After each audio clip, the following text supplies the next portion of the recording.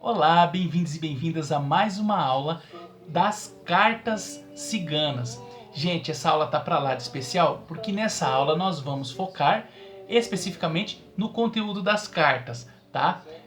Porém, antes é importante a gente considerar um aspecto. Na aula anterior falávamos sobre a Revolução Francesa, sobre a Era Napoleônica e sobre os processos que a sociedade passou no final do século XVIII. E por que isso é tão importante?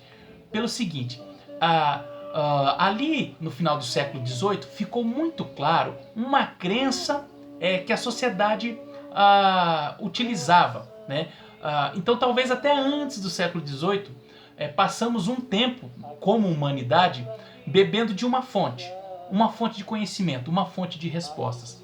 Chegou um momento que a sociedade passou por crise, porque precisava-se encontrar outras respostas, outras fontes, né? E é importante que você leve isso para a sua vida. Quando nós ficamos numa única fonte, né, tentando resolver problemas, lendo somente um livro, né, acreditando somente em um determinado tipo de pensamento, chega um momento em que entramos em crise, experimentamos até doença. Mas por que eu estou doente? Por que eu estou assim? Por que eu estou me sentindo fraco?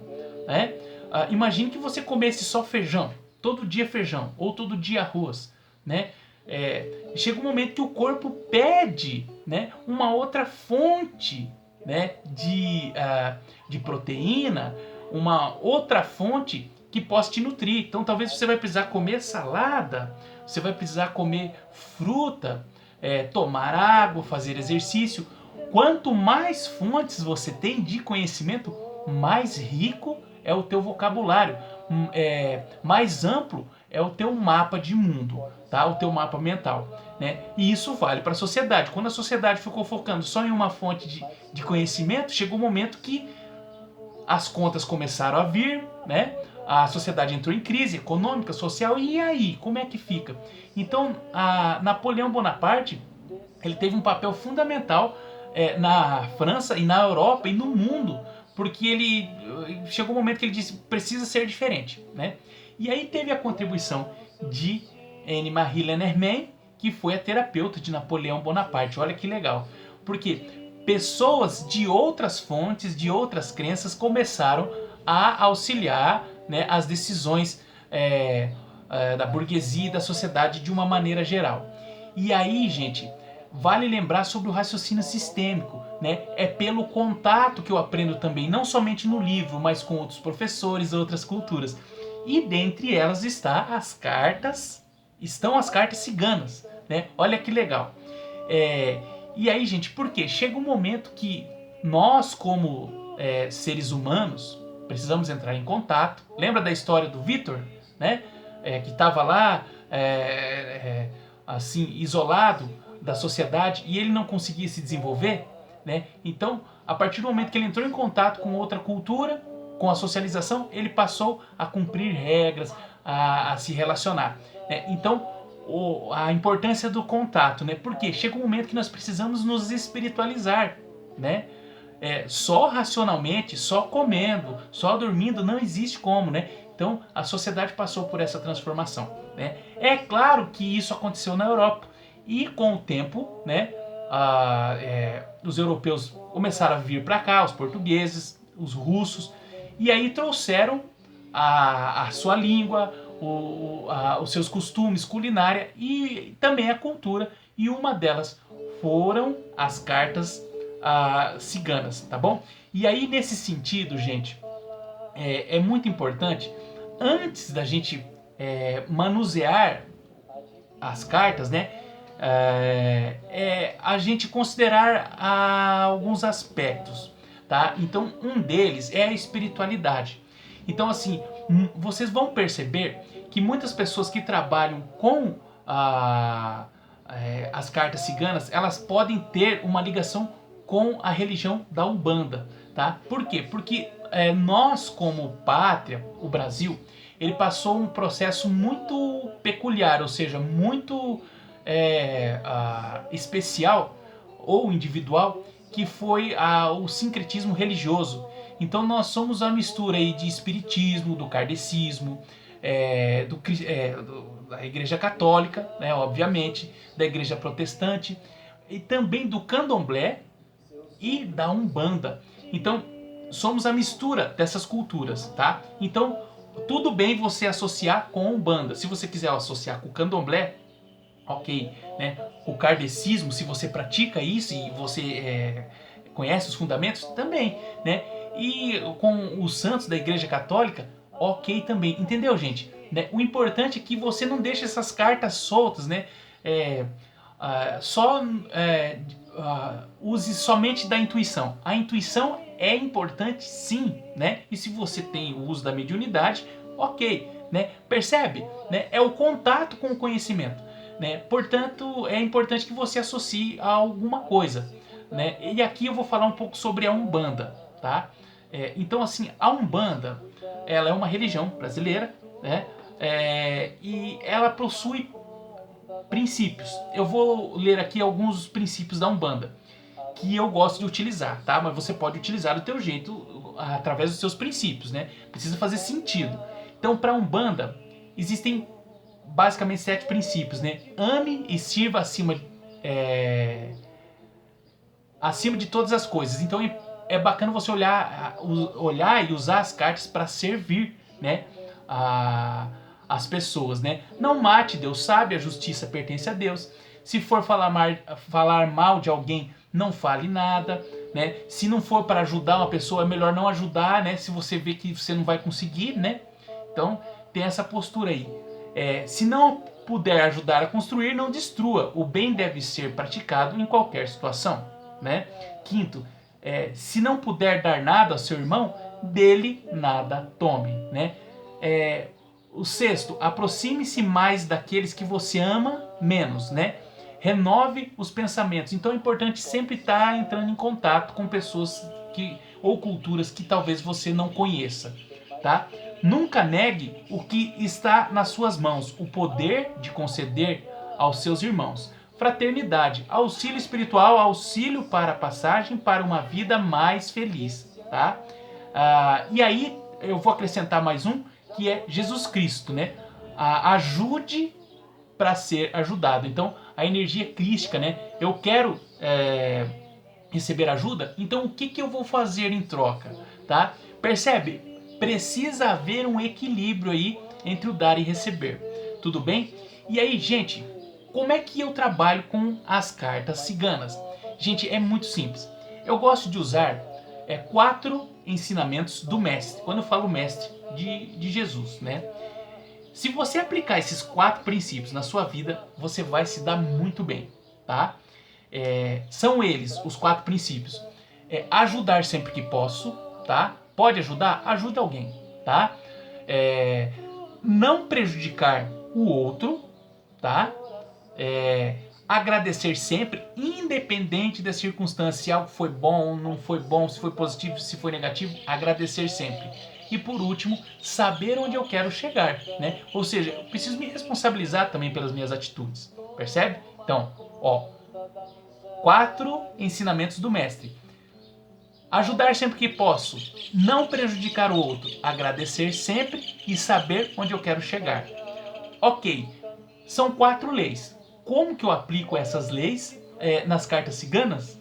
Então é isso que nós vamos falar agora. Então, antes de você trabalhar com as cartas ciganas, você vai pegar o deck e vai repartir em 4 mini decks, ou seja, em 4 montes, né? Então aqui, ó, deixa eu mostrar para vocês aqui como que eu faço.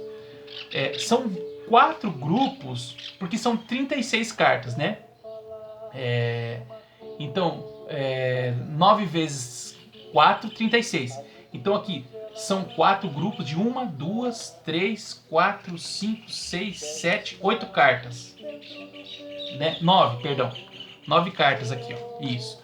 Né? 4 grupos de 9 cartas, tá? Aqui eu estou usando o Santa Sara de Cali, que é um baralho que eu gosto muito, né? Que são de 36 cartas. Tem aqui a Cigana Esmeralda, que são as mesmas cartas, né? Talvez mude um pouco o desenho, mas as cartas são as mesmas, né? Tem a mesma mensagem. Então, o primeiro deck é do 1 ao 9, tá? Então, esse primeiro deck você vai separar, porque nós vamos estudar separado na próxima aula. Nós vamos aplicar a lei do ajudar sempre que posso. Aqui é ajudar sempre que posso, tá? Então, separe, tá? E você pode aí, do seu jeito, consagrar essas cartas, porque elas vão falar sobre a lei do ajudar sempre que posso. Como é que eu posso ajudar sempre que eu posso, tá? O primeiro deck, a primeira parte do deck, perdão, né? Aí o segundo é da carta 10 até a carta 18, né?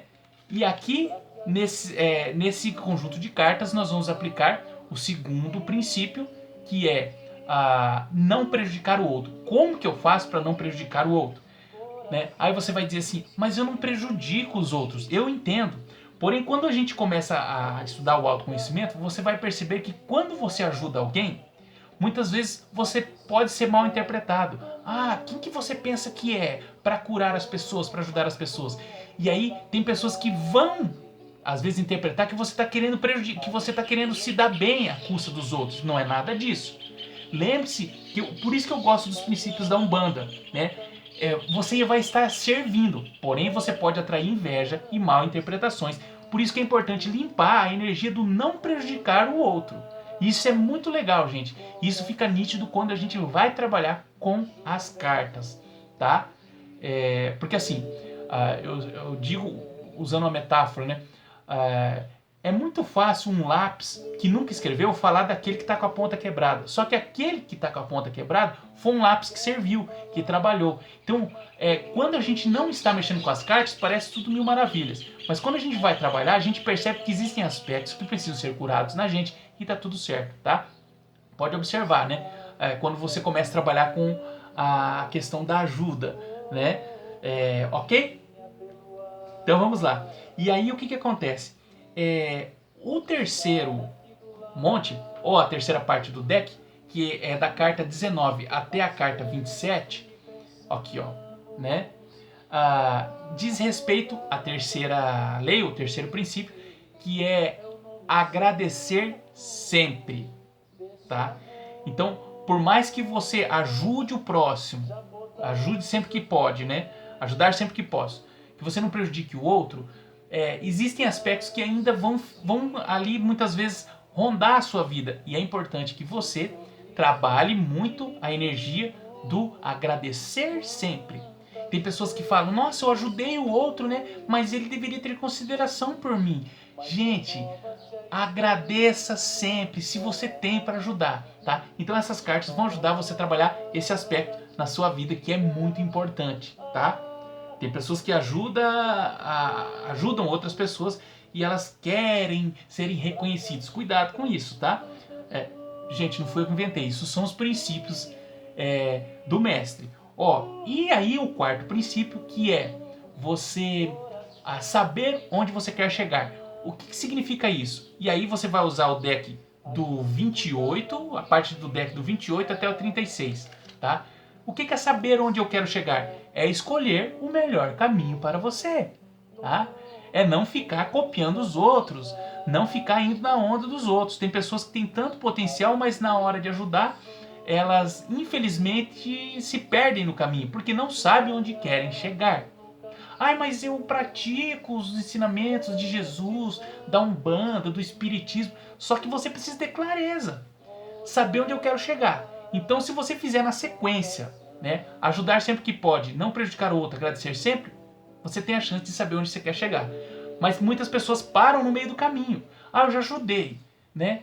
Eu já perdoei. Então, assim, eu não prejudico os outros. Por que acontece isso comigo? Porque muitas vezes você não agradeceu. E muitas vezes você não está no seu caminho. E como é que eu descubro o meu caminho? Através da sabedoria das cartas. Olha que legal, gente. Então, fazer a tomada de decisão através das cartas, sim, porém unindo com a espiritualidade. Gente, isso é muito importante. Então, eu utilizei 2 aulas só para falar disso, né? Não é simplesmente pegar a carta e sair adivinhando, ou não é isso, ou olha como é que eu sou esperto, olha como é que eu sou expert. Antes disso, espiritualidade. acolher, curar o que existe na gente que está ainda impedindo a gente de acessar o nosso próprio caminho, tá bom? O Mestre, Jesus, ele abriu o portal do chakra cardíaco do amor, né? Porém, cada um precisa fazer a sua própria tarefa. Qual é a sua missão aqui na Terra? Qual é o seu caminho? E eu penso que as cartas podem te auxiliar. Tá bom, gente? Qualquer dúvida, entre em contato comigo. Eu espero que essa aula tenha sido, né, a contribuição e seja muita contribuição para você.